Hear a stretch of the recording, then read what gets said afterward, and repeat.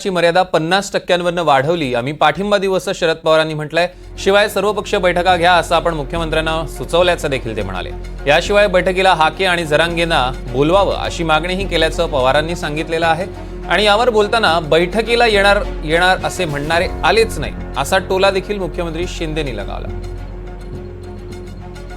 हा विशेष विकास मी जे बोललो ते सांगितलं।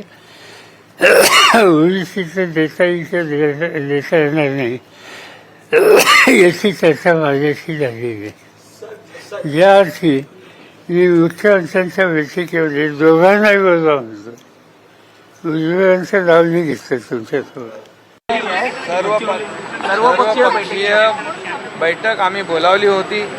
त्या बैठकीमध्ये संध्याकाळपर्यंत येणार सगळे म्हणाले, परंतु आले नाहीत।